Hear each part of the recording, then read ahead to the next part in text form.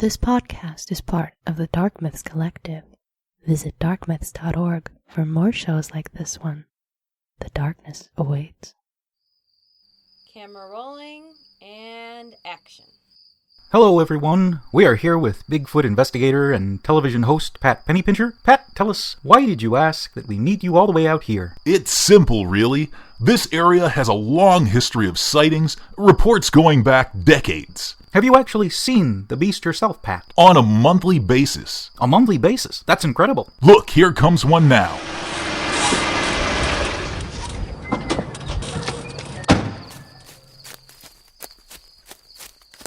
Delivery for Pat Pennypincher. That's me, thank you. What's that? And why did a mailman just deliver a package to you in the middle of the forest? This is my cryptid crate. It's a monthly box subscription filled with all kinds of Bigfoot-related items. Each month, a new box arrives packed with amazing cryptid-themed items. All I had to do was go to www.cryptidcrate.com to sign up. Wait a minute, is this the encounter you were describing? Look at this t-shirt. Awesome! I've never read this book before, and it's autographed. Look at this awesome patch. Holy cow, these stickers are amazing. I've been waiting to watch this documentary, and this is the coolest figurine. A Sasquatch watch. All right, cut it, fellas. We're done here. It's even got fur on it. This is unbelievable.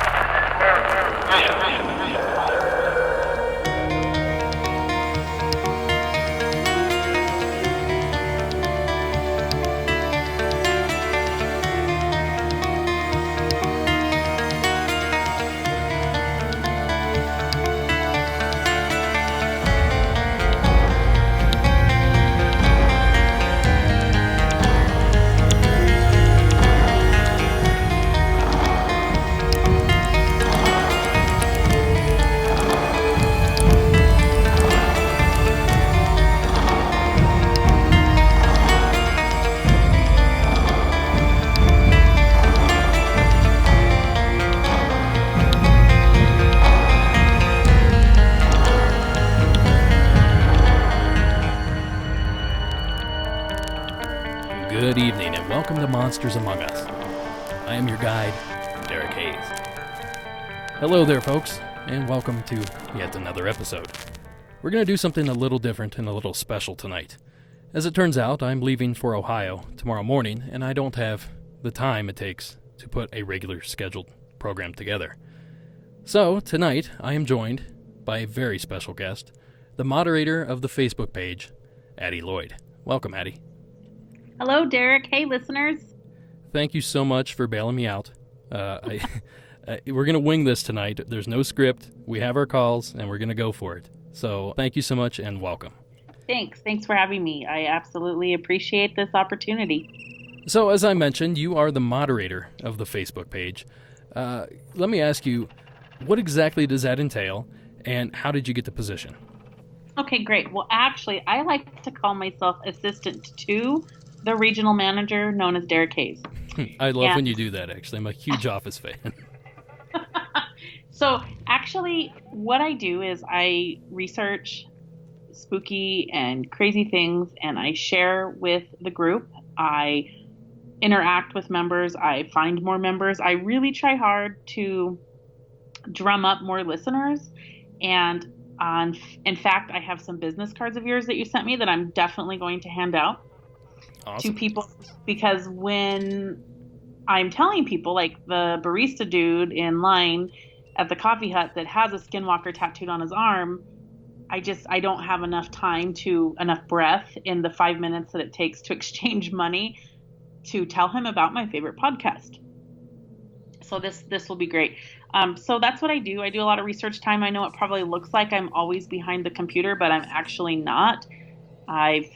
I'm pretty technical savvy, and I've figured out a way to preload articles and different things for the listeners that I think that will drum up engagement, because that's truly what I want to do, is keep it an active place and a positive place. So, truth be told, the number of listeners has gone up extensively, and the reviews are pouring in. So whatever you're doing over there is working, and I truly appreciate it. Thank you so much for volunteering your time, your bandwidth, I guess, to put all this stuff out. I truly appreciate it.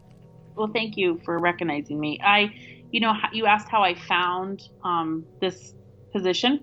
Yeah. Well, I think it was in late November, early December. You had put a call out on the podcast. Hey, I'm looking for a moderator, and I heard that, and I thought, oh my gosh, I really, really want to do that. I love the paranormal. It's totally my thing, and oh my gosh, I don't have a chance in hell because I am this soccer mom. I'm not really a soccer mom, but here I am, this Midwestern mom. I'm a teacher. I'm a wife. I'm pretty boring. And I emailed you, and I could not believe that it was like, yeah, absolutely. Thank you for helping me out, and here's what I would like to happen. And I think it's been a great working relationship since. It definitely has. It definitely has.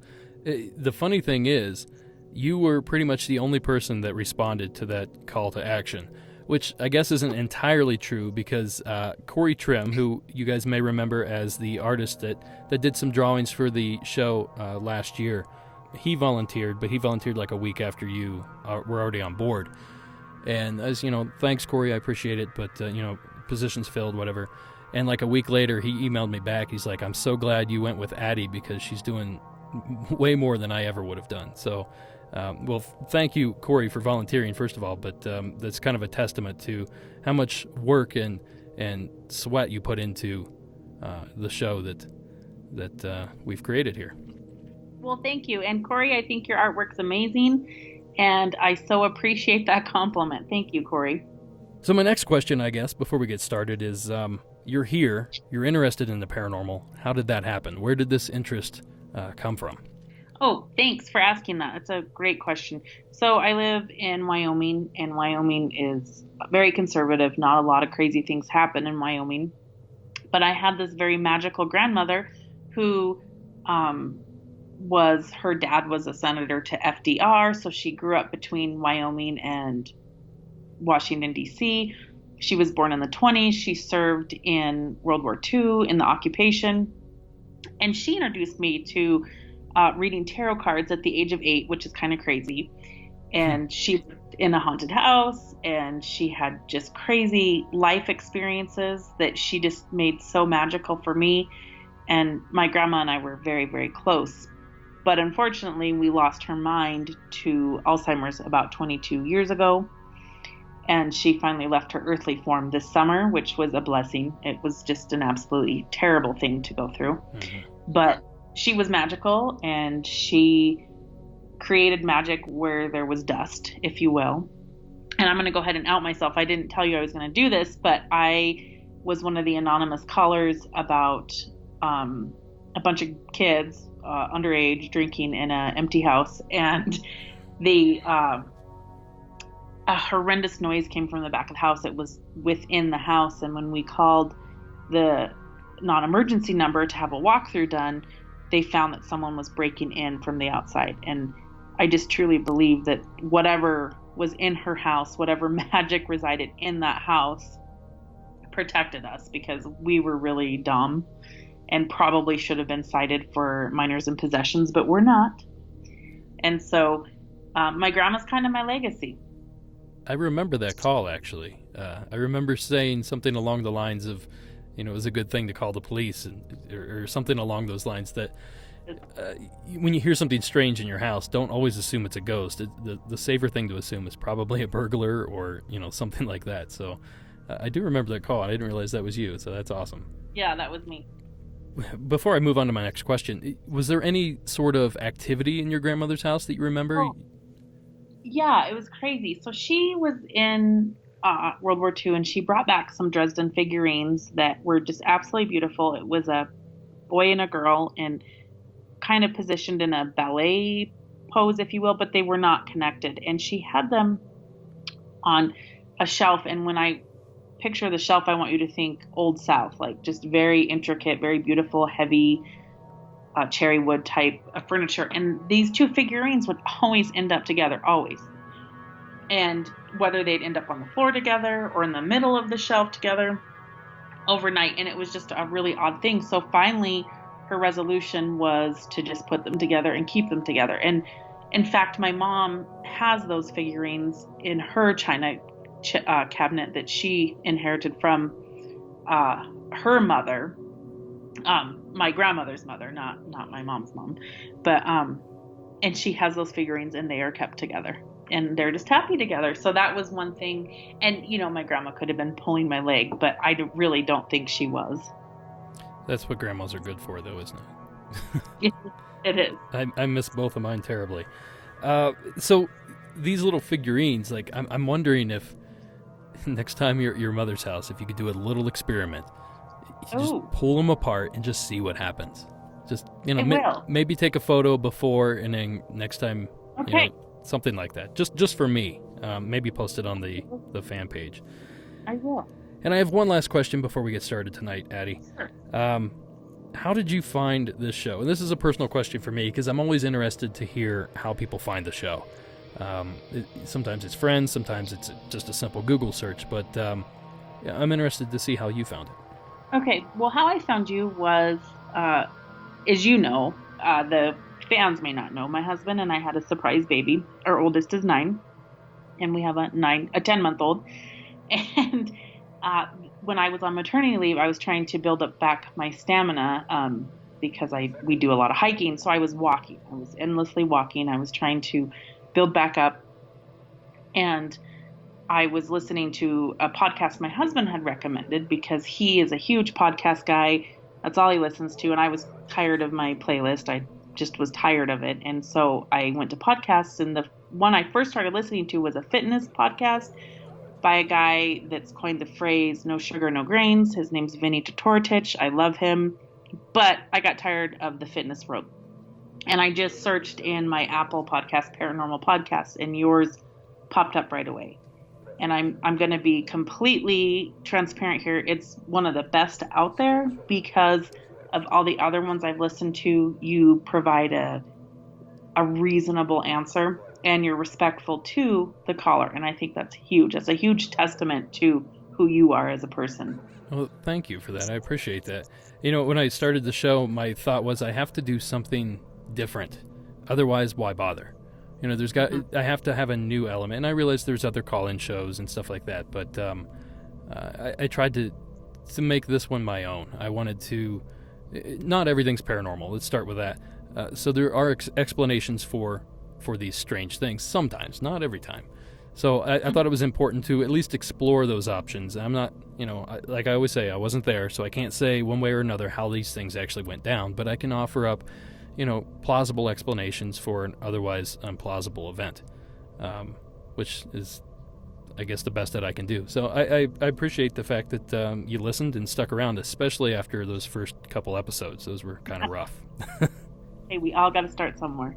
Well, yeah, and I did. So, what do you say we get started on our first call for the evening? I'm very excited. Okay, you're going to be really excited when you find out who the caller is. Oh my gosh. So our first call of the evening comes to us via a very special listener. The following is Izzy's call from the state of Wyoming. Hi, my name is Izzy, and my mom is Daddy. I'm from Wyoming, and at school, I'm a library volunteer. I put away books and deliver library cards. So one day I was putting away books with another volunteer, but the librarian was gone. A chapter book wasn't where it was supposed to be, and I moved it to the correct area. I walked away to the other side of the library to put away another book.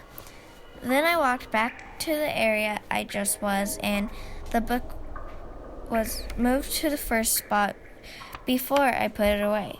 I asked my partner if she moved it, and she didn't know what I was talking about. I moved it again, and it kept ending up where it shouldn't have been. Anyway, the librarian always tells me creepy stuff would happen, and that's my story. I love your podcast, and keep up the good work. Thank you, Izzy, so much for that call. Addie, anything you'd like to start off with? Well, I know that human very well. That would be my 9-year-old daughter. It's crazy because we don't really expose her to anything paranormal. And she came to me last night and said, "Hey, Mom, some weird stuff's been happening in the library and I want to call in to the podcast. And I was just blown away. So I said, absolutely, but I didn't expect to hear it this evening. So that's a wonderful surprise. I thought it was adorable, for starters. But the second thing that popped out to me was the story which you told yesterday, I believe it was yesterday, on the AMA that you did on the Facebook page. You told the doll story from your grandmother then, too, so I knew about it ahead of time. And I just can't help but see the correlation there. Your daughter's experiencing items moving around just like your grandmother did. So I'm kind of wondering, did she maybe inherit some sort of helper? You know, that's a great...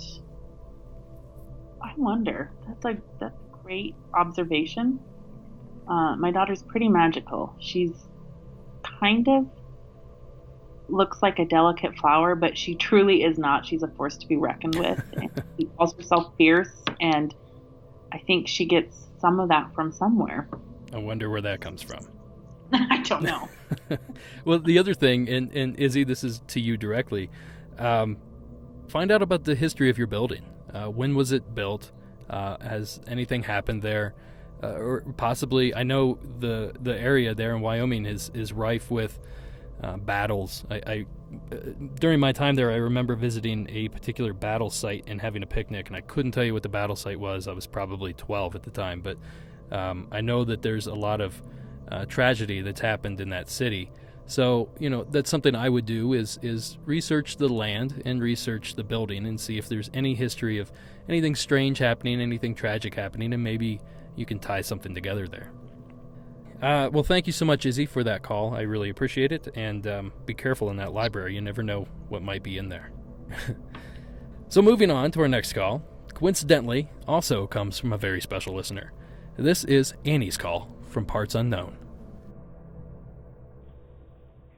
Okay, so hi, I am Annie. I have been listening to your podcast for a very long time now, and I'm very interested in it. So yeah, let's just get into the story. So this happened sort of like 8 o'clock-ish, my bedtime. I am only 7 and a half. I was still probably 7, just 7, because it wasn't my half birthday yet, but... yeah, so I was just laying down in my bed. I was just looking in the hallway. My parents were watching TV. And all of a sudden, I see this little kid, shadow figure, standing in front of my doorway. And so it's just staring at me. It stared at me for 5 minutes. And it sort of got a little glitchy. As it walked towards... it started to walk towards me, and as it did, it got way more glitchier as before. And then, once it got a little tiny bit close to me, it felt like something was, stabbing into me. And once it got, right next to my face, it stared at me for 1 more minute, and then it went back to my doorstep and did it all over again. And then it disappeared, and I didn't see it ever again. I know it was a short story, but please make sure to put this on your podcast. I love your podcast. Doing a great job. Keep it up. Thank you, Annie, for calling in. You told that story so well. Addie, what are your first initial thoughts on this story? Well, first and foremost, I want to recognize that Annie and Izzy must both be very... just really well-behaved children, and I love that they both gave such wonderful positive reinforcement about keeping it up, and I think I loved that. One thing that came to my mind was the stabby feeling. Could that be some electromagnetic type of activity? Or, I mean, her parents were watching TV at the time, so could that be a suggestion from the TV? Well, that's what I was thinking. I wasn't necessarily thinking along those lines, but I was thinking of the stabbing feeling she got as well, and I was thinking maybe it was fear. I don't know. Everybody's different, but, sometimes when it hasn't happened in a long time, I'm a grown man now, but when I was younger and I used to get scared, I would feel physical pain sometimes, like in my chest, tightening, that kind of thing. So I was wondering if maybe she's so scared that she feels physical pain and it, manifests as like a stabbing feeling. I haven't necessarily heard of a shadow figure, producing acute pain like that, but, stranger things have happened. I did find it very interesting that she described it as glitchy, though. That is a report I've heard. I don't know if I've heard it necessarily on the show, but I have read about it in the past, where an apparition will move in a glitchy motion. Like, if it were a film, it would be a few frames cut out here and there, so it just kind of jump around. But on the show, we have had a lot of calls about a static figure that's in the shape of TV static. So I'm wondering if maybe that's just how she's describing, a TV static look, because I feel like kids nowadays have never even seen TV static. I remember growing up, that's how I watched my shows, through the static. So, Same. Yeah, it was just kind of a thought that I had. No, absolutely. One thing I would be interested to know, Annie, is if this happens again, or maybe do you know the history of your house? Maybe it's a residual kind of a thing. That's fair advice to give anyone that's had an experience like this. But the thing I've noticed with shadow people is that there usually isn't some sort of history to it. They just show up for no reason. They show up in houses that were recently built, or places that are otherwise benign and ordinary. So it's a good question. Thanks, Annie, for calling in. I think that's awesome how brave you are to call in to this big, giant podcast. And I loved how well-spoken you are. Maybe you and Izzy can become pen pals. You should have your mom message me. I'll do you one better. I think that Izzy and Annie should have their own paranormal podcast. There you go. It's something I would probably tune into. Absolutely, me too. That's a new angle. I don't think there's a kids paranormal podcast out there. So kids, get on that. Oh my gosh. Moving right along here, our next call is an anonymous call from the state of Pennsylvania. And this is one that kind of hits home for me. Hi, Derek. One summer late afternoon about 7 or 8 years ago, I was traveling back from an event with my entire family down Springfield Church Road between Jackson Center, Pennsylvania and Grove City, Pennsylvania, about 60 miles north of Pittsburgh. We came up to a bend in the road a few hundred yards past Springfield Church and were surprised to see what appeared to be a very large black cat moving between the road and a cornfield. It was only about 20 yards away from our car. Everyone in the car saw the creature. It took a few steps before disappearing into the rows of corn. A skeptic might say that we just saw a dog, as the creature we saw was comparable in size to a black lab. But we've all seen black labs before. My uncle owns one. The creature moved exactly like I have seen leopards move in the zoo. Everyone agreed that whatever it was that we saw, it was definitely more feline than canine. It had a longer tail with shorter fur than my uncle's black lab. The Pennsylvania Game Commission says that mountain lions, once a thriving species in the area, have been extinct in the state since the late 1800s, yet I have heard many reports of the big cats being seen much more recently. Many of the reports describe a black cat. I remember watching an episode of Monster Quest that dealt with big cat sightings, and a scientist made a claim that it was highly improbable that mountain lions would ever have black hair. I believe I saw a big black cat, and it's a mystery why people see these things when they supposedly don't exist. Thanks for your time. Thank you, caller, for that story.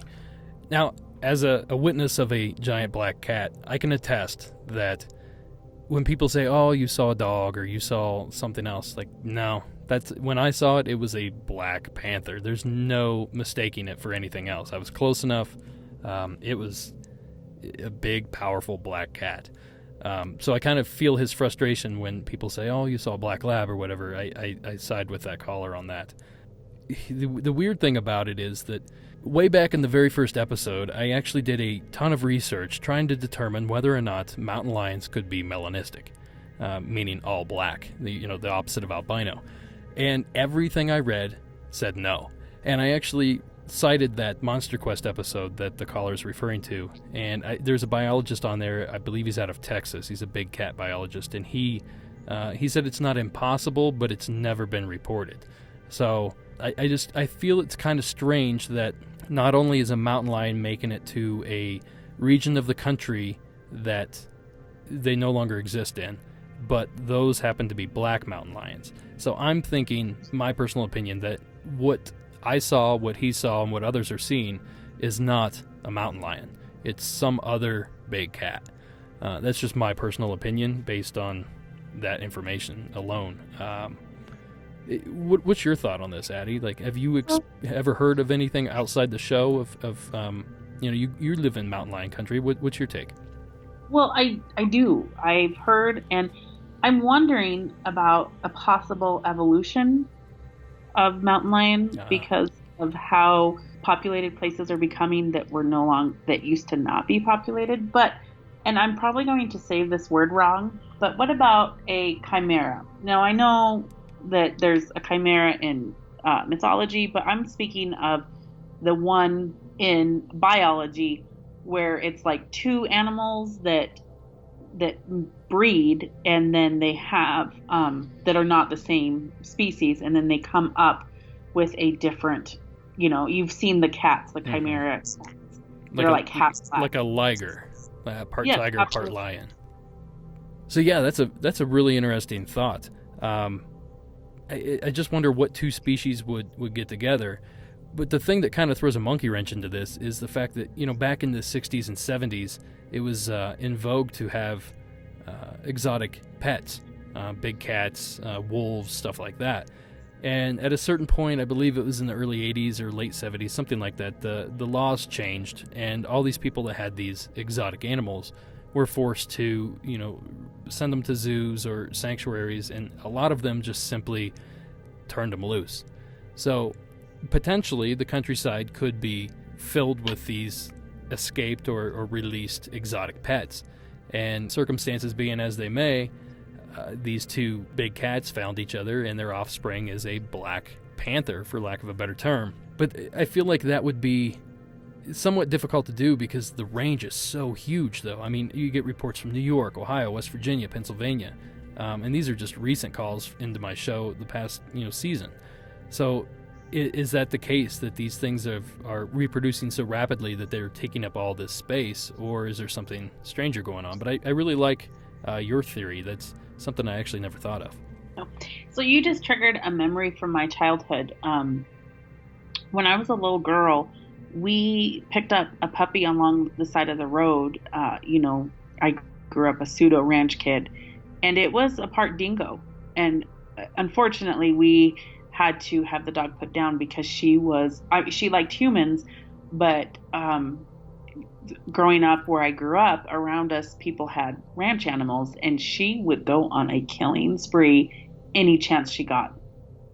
Wow. And her name was Toto, not for the band, but because I really wanted to be Dorothy from Wizard of Oz, and she was not a small dog, but I still named her Toto. And I'll never forget having to take her to be put down because it was just out of control, and my mom was pregnant. I'm 6 years older than my brother, and my mom was pregnant at the time with my brother, and that was just a huge concern. And I kind of had completely forgot about her. And so it's interesting to me, in landlocked Wyoming, how did we end up with this dog that was part dingo?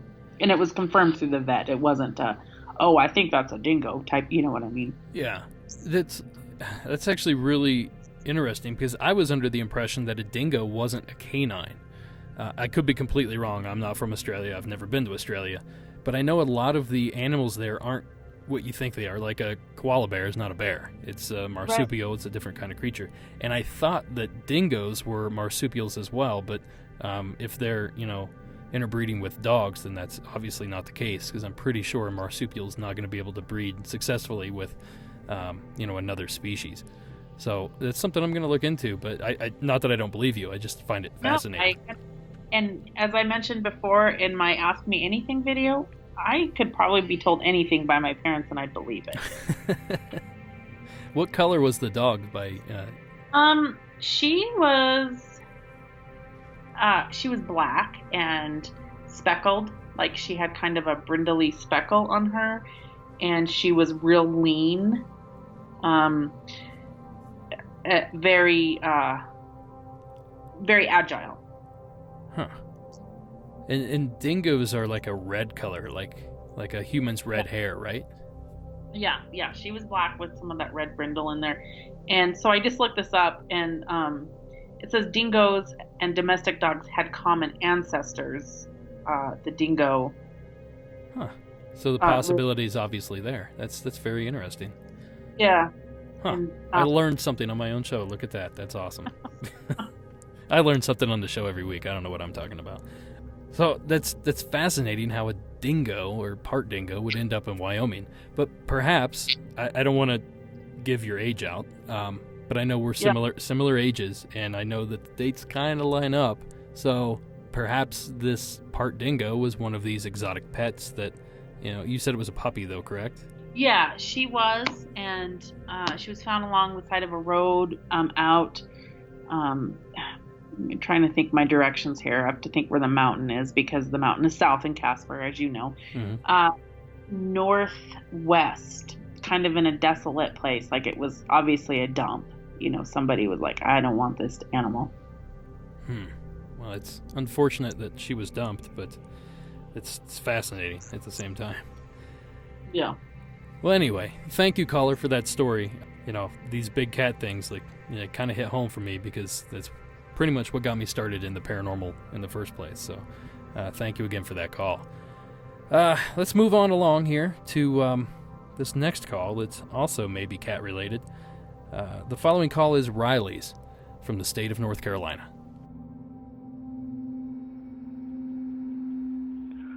Hey, Derek. This is Riley calling from North Carolina again.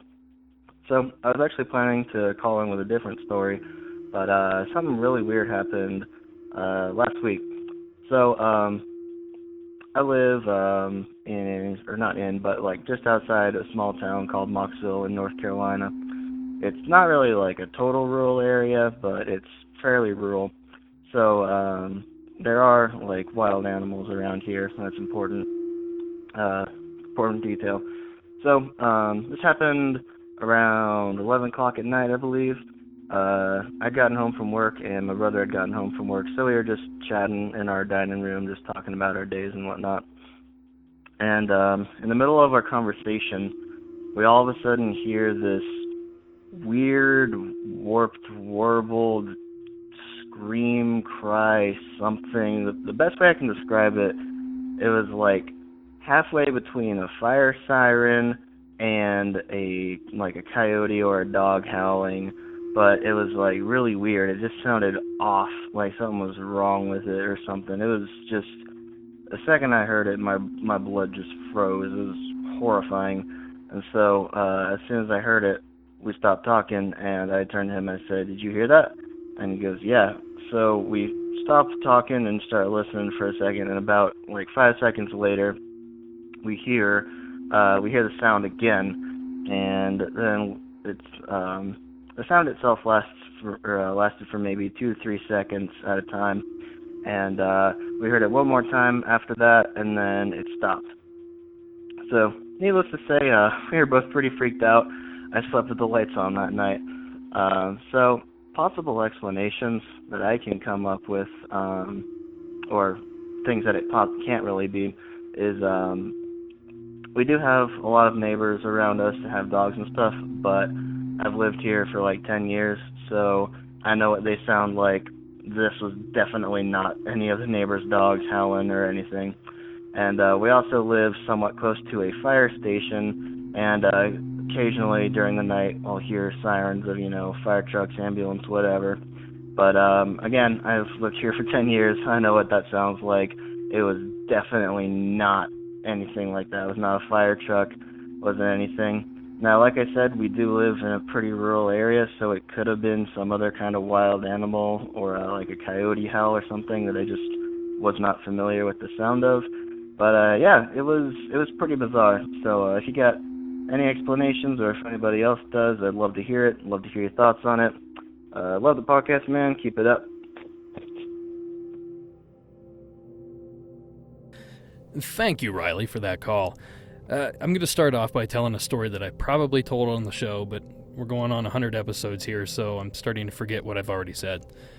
When I was a kid, we lived far away from the road, and I had to walk probably a quarter of a mile to get to the bus stop, and they wouldn't stop in front of our house because of a blind hill, so I had to go way down to the neighbor's house. And across the road from there is just this wide open pine forest.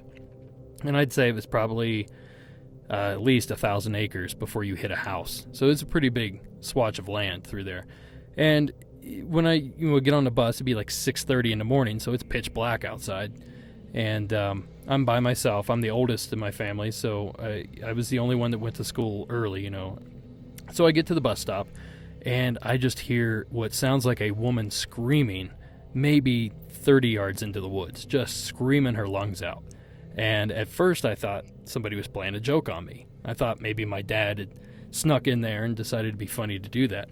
And it just kept going, and I just kept getting more and more terrified of whatever this thing was. So I booked it. I literally ran probably a mile away and got on the bus at the next stop that I knew of. And it turns out, I told my dad that night, and he had a tape of animal calls. So what I did is we went through the calls and realized that it was a fox in heat. So this thing's screaming, trying to find a mate, and it just sounded terrifying. So what I'm thinking here, actually, I'm going to do this. Addie, you tell me what you're thinking, and then I'll come circle back and kind of give my suggestion here. And it's not my suggestion's not a fox, just so you know. Okay. So this I thought about quite a bit because I did get to listen to this one earlier. And as you know, and the listeners might not know, but you know that I have a cabin in the mountains in Wyoming, and we spend a tremendous time up there in the summer. And one summer, we were on the deck enjoying cocktail hour, and just this terrible, terrible noise was happening down our cabin. Our land backs National Forest, so it was in the National Forest. And I am positive it was a bear. It was in the summertime. We do have black bears where we are. We also have lions. But I know when bears attack, they are strong enough and they just start to eat. And it could be at your feet or it could be at your head, but it just doesn't matter. And it was I just even hate to think about it because the noise was such complete, just terrible, terrible sounds. And my dad and husband had gone down the next day to kind of go check things out, and truly they believed to find a carcass of an elk calf, and which is heartbreaking because I love elk and I love moose, and my mom does not allow people to hunt on our property because those are her, what she likes to do. Like she likes to watch, to paint them. And so we have resident Mr. Moose and then the elk herds that come through. So that is definitely something that I don't really like to think about, but that's what that reminded me of because of just talking about how it was a scream and a cry would be a bear. That's actually something I never thought of was predation. I was thinking the opposite end of the carnal spectrum, I guess. My thought was that this call came in March 22nd, and I believe he said it happened the day before. I should know this. I should have wrote it down, but I don't. But I believe the event transpired a couple days before he called in, or the day before, which just happens to coincide with bobcat mating season, which runs from February to early April.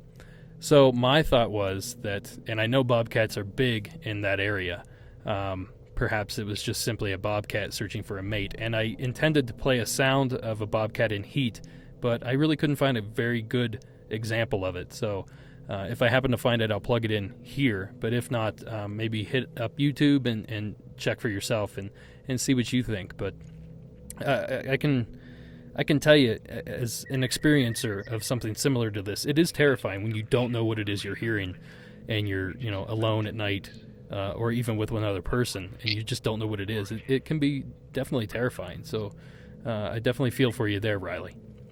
Well, thank you again, Riley, for submitting that call. And if you happen to hear anything that sounds similar, shoot me an email or hit us up on Facebook and let us know if you figured out what that was. So this is the part where I tell you to follow the show on Facebook, Instagram, Twitter, and join the fan group that Addie is the wonderful moderator of. I also tell you to hit up Patreon. I put out 2 extra episodes a month on top of a video, which this month, well, I guess April's video is going to be a couple days late because I am taking a trip to Ohio. It is filmed. I just need to sit down and edit it. So when I get back, that will be posting. And what else do I tell people, Addie? You tell them to check out Cryptid Crate. Cryptid Crate, yes, do that. And you tell them to rate and review. We like 5 stars, folks. And one more thing before we move on to our final story of the night. You guys know Warren Pond Abbott, the very talented vocal actor that performs a lot of the stories you hear on the show, just so you don't have to hear my voice so much. Today happens to be Warren's birthday, so a huge happy birthday to Warren. Happy birthday, Warren. And also, if you guys don't know this, Warren is a very talented artist, and I believe he has an Etsy shop you should probably check out. Oh, I didn't even know that. So I'll find out what that is, and I will put that in the show notes for tonight's show. Happy birthday, Warren. All right, Addie, we got one more, and this one is a doozy. Are you ready? I am ready. Okay, we're going to need it. So our next call, and final call, comes to us from the deserts of Arizona. This is Tim's call. Hello, my name is Tim, and I'm calling from, the small town of Litchfield Park, Arizona. My story took place in the summer of 1980. I will preface this story by saying that I am a very open-minded, but generally not prone to believing in supernatural phenomenon type person, particularly at an early age where I've never heard of such things. I was only 16 years old then, and I am 54 now, and this episode still gives me the chills. As you can imagine, there was not a whole lot to do in a small town about 10 miles west of Phoenix, Arizona in the early 1980s. So for fun, my friends and I had a regular rotation where one of us would sneak out one of our parents' cars and we would go cruise the downtown area, central Phoenix, with all the other kids on the weekend evenings. Just looking for fun, typical cruising kid behavior. Well, we'd wait for our parents to go to bed, and then we would sneak out the car and go pick up the other guys, and off we'd go for a night of shenanigans. We would usually drive downtown and after midnight and come home in the early morning hours, and before our parents got up and realized their cars were gone. This particular time, my friend Ben had snuck out his dad's brand new Pontiac Firebird, which is a pretty cool car at the time for any of our parents to drive back then. Ben had dropped me off in front of my parents' house. I was the last one to be dropped off. So we dropped off the other guys, and it was a cool, clear, perfect visibility, hot Arizona summer night and morning. And I was the last person to be dropped off in front of my parents' house. And as I watched that fine automobile drive off, I was admiring the car as Ben drove off down the street. And when I turned around, I was stunned to see a tall, black, formless figure standing in the middle of the street between me and my house. What was particularly odd was that I could not make out any features. It looked almost like a black cutout figure. I'm absolutely certain it was not there when we pulled up, because we would have literally run over it moments before. I just turned around and there it was. The figure was very tall. I would guesstimate with the hat, I'll explain in a minute, the hat, it was close to 7 feet tall. What was particularly odd was that the person, figure, being, thing, whatever you'd want to call it, was standing next to him. It appeared to be an older bicycle, like he was just holding the bicycle with one hand next to him, and he appeared to be wearing from the outline like a long coat, like period clothing from the 1800s. if I had to give a rough analogy of who the figure most looked like, it would, I guess it'd have to look like Abraham Lincoln, complete with a stovepipe hat. So yes, if you were to set a fully blacked out, featureless cutout of Abraham Lincoln standing next to a bicycle in the middle of the street, that would most approximate what I saw. I literally rubbed my eyes thinking maybe I was just tired. I mean, we'd been out all night, and it was sunrise. It was that period of sunrise where it was difficult to make out colors because it's going from night to day, and you can't really resolve bright colors at that time of the morning. So I wasn't completely alarmed yet. I figured it was just literally my eyes maybe playing optical illusions tricks on me. So I opened my eyes after rubbing my eyes, and the figure was still standing there, motionless, absolutely motionless. That's when the adrenaline started kicking in. I've always believed, even at a young age, I was very aggressive. I was very involved in martial arts and sports, and I possessed that youthful curiosity with stupidity. I wasn't afraid of anything, and I would investigate things. So I always figured, the best defense is a strong offense. So instead of running away from it, I actually approached it. And as I approached it, it still said nothing, and it did not move at all. It just was motionless, but what really scared the daylights out of me was the closer I got to it, none of its features, none of the detail was resolving. And quite frankly, I still couldn't tell whether or not it was two-dimensional or three-dimensional. It didn't seem to have normal depth, but it was completely black, and there was plenty of lighter background. So it was there. It wasn't darkness. It wasn't a mist. It looked solid, but I couldn't resolve any three-dimensional depth. So that's what really started kicking in and worrying me was this thing, my eyes were not reconciling with what I was seeing. It wasn't getting more clear. That seems to be the most unusual detail of the incident, and it really scared me. So at that moment, I had no inclination to discover what the heck this thing was, and I took one more step towards it. So we were at a closing distance of about 4 feet. And I broke right, and I ran as fast as I've ever run down the side of my parents' house, and I clambered over the back gate faster than I ever had and jumped into my bedroom window and slammed it behind me. I didn't even care if my parents heard me, which they did. My dad came into my room asking me what the sound was, and I told him I just closed the window, which was accurate, but not the whole story. And he assumed I'd been there all night long. The only reason I know I didn't imagine this whole thing was I then heard my mother yell out saying, "Who's that standing out in front of the house in the middle of the street?" Well, as you can imagine, my heart started pumping, and I ran out. My dad followed me, and we looked out the window, and no one was there. Now, it's important to note, my mom was a little freaked out because when she was walking to my room, she noticed the figure standing out in the street, stopped, and she said she didn't take her eyes off of it, except for when my dad and I came into the room, and my dad said, "What are you talking about?" She briefly looked over at us, then back outside, and she just said, it's gone. And so there's no way from her angle, she looked out the front window, so her point of view from some bushes on one end to bushes on the other end, it had to be about 150 feet.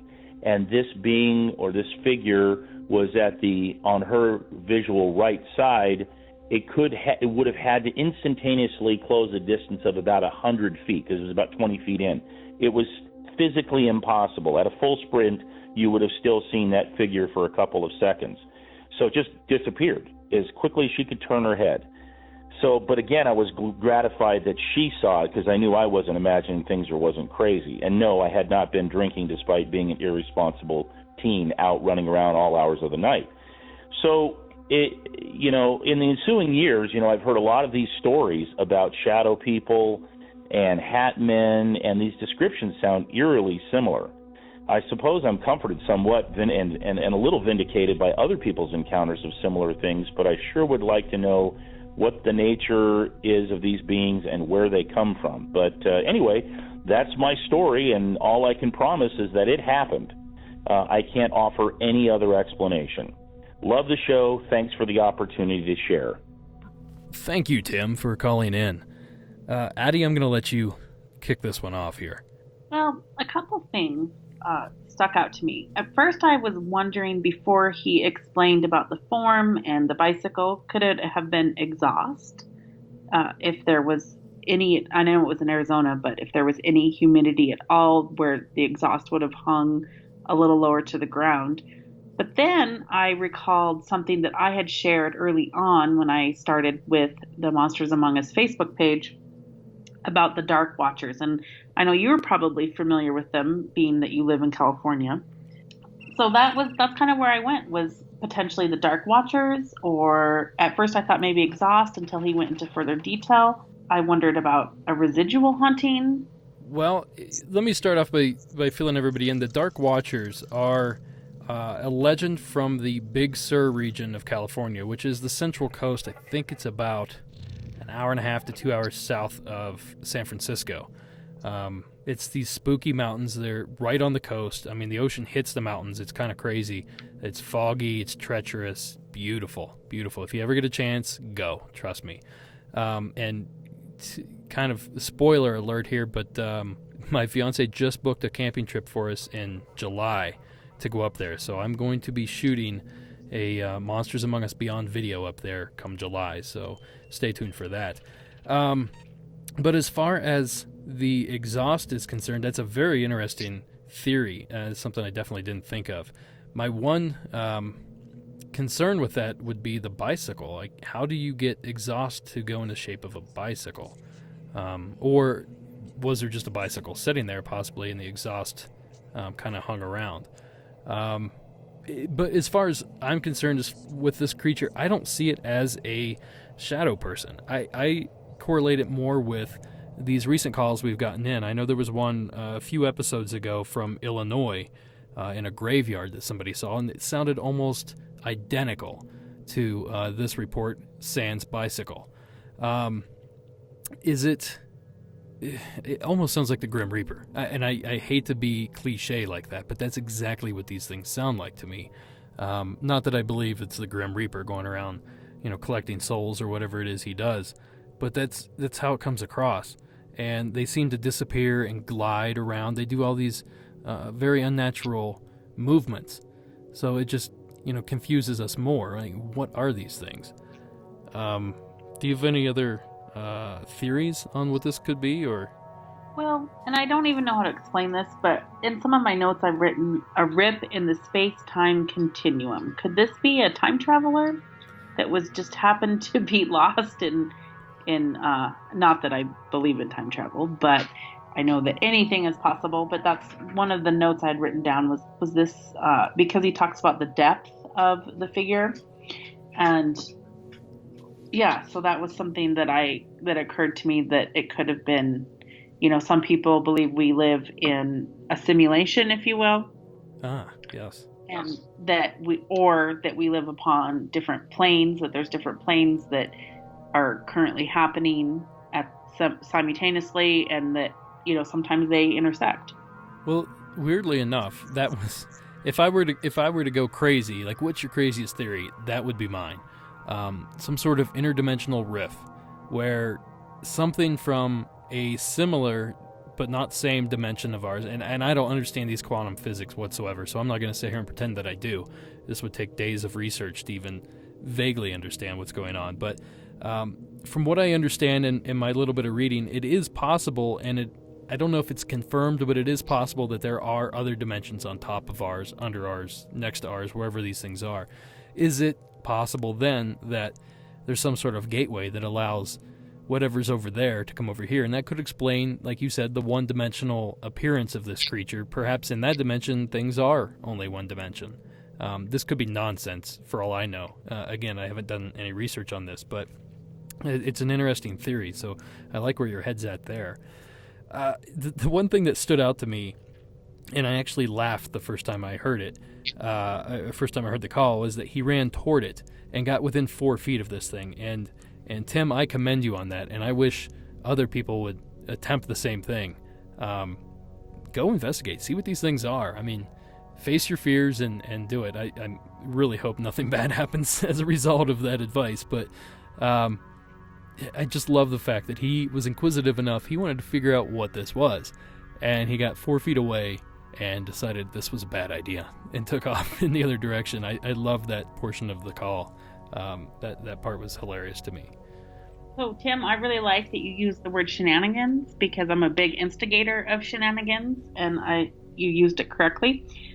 So adrenaline's a funny thing, and I'm totally going down a rabbit hole here, and I apologize now to the listeners and to Derek. But one time it was Halloween, and we were, when you have little kids, you go trick-or-treating to all your friends' house, because that's what you do when you're quote-unquote grown-ups. And these teenagers, and I used to teach junior high, we were at my friend's house trick-or-treating with all the, our cute little kids, and oh my gosh, look at these adorable kids. And these teenagers were stealing the solar-powered lights out of her yard. And I don't know what possessed me. Here I have like a 3-year-old and my husband. I took off my shoe and ran after them down the block. And I don't really run. I've covered that. But I was angry, and they dropped the solar panel lights. I'll tell you what, adrenaline does weird things. I don't know why I took off my shoe. I think I was going to hit them with it, but throw it at them, not hit them, but I was trying to get my friend's solar powered lights back. Gosh darn it. Here's the funny part of that. In 3 weeks, I'll get a call from some young guy in Wyoming that's like, yeah, some crazy lady chased me with her shoe. You won't believe this story. And it's going to be you. Yeah. It will be embarrassing. Terrible. That's okay. That's just who I am. That's awesome. I had some of my solar lights stolen recently, so I wish you were here to fend off whoever did that. I'd like to have those back if anyone's listening. The last thing I want to point out on Tim's call here, awesome call, by the way, Tim, the fact that there were 2 witnesses to this. Tim saw it, obviously, and his mother saw it.